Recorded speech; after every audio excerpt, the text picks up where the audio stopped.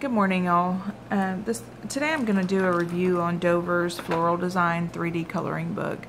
I'm going to start off showing you these glasses. Now, when I first picked this book up, I thought, yeah, right, these are not 3D glasses because one lens is not blue and one's not red. So I just thought that was a scam, but to my surprise, they really work. After I got done coloring a couple pictures with some markers, I looked through it and it really did have a 3D effect. So that's really fun for your kids, and it does come with the little glasses to put over the ears here, but I just didn't pull those out.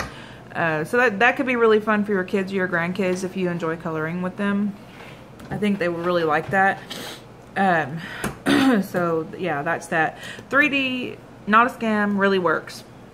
So to start off with, this book is really thick. It's not as thick anymore because I've colored a lot out of it, but it's really thick and it has a lot of coloring pages in it. And it's really worth it. I think I paid $10 at Michael's for this book, and like I said, it's really worth it just because the amount of coloring pictures that are in this book. Now, I will say that they are double-sided, and a lot of people don't like the double-sided pages because of, then they tend to not be able to use markers because of the bleed through, and that kind of sets people off a little bit. They want blank on one side, picture on the other, but this book, even though it's double-sided, there's two of every picture in this book, and I think that's what makes it so thick. So if I wanted to color this page with markers, I wouldn't have to sacrifice the design on the back because there's another copy of the exact same page somewhere else in this book.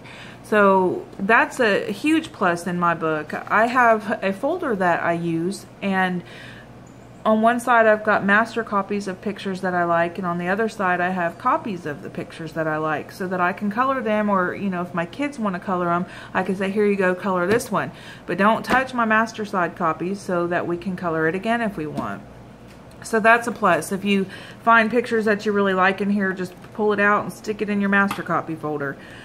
So I like that. Now, most of the pictures are, as it says, floral designs. I did find things like frogs and bees and, you know, different, it's not just every page is a flower, I guess I should say. See, there's some mushrooms and some butterflies. That's a toucan, I think. I don't know what that bird's called, but it's got a lot of nice designs, a lot of pretty pictures. Now, as far as mediums go, I tend to use Prisma Color a lot, and this was all this was done with Prisma Color, no markers, and it didn't tear the paper up. The paper held up fine. It's really thick. I had no problems in that aspect.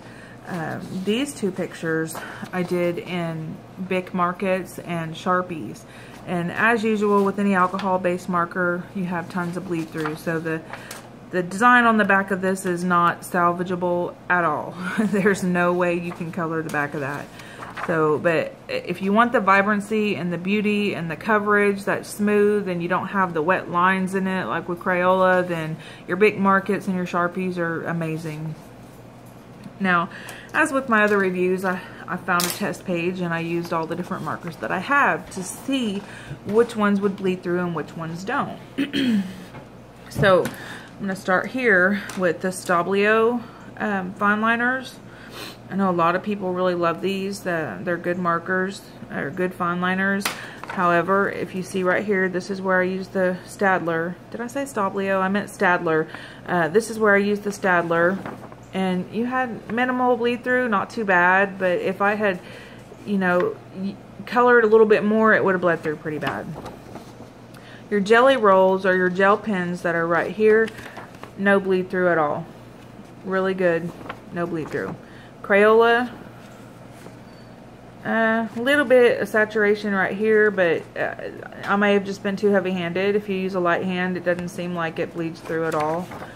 Your Bic and your Sharpies, we already covered those. The Stabilo 88 fine liners, right here, you had some bleed through.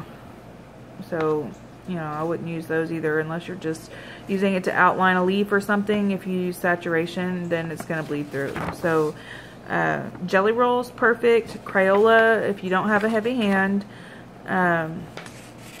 Stabilo, no. Bic, no. Sharpies, no.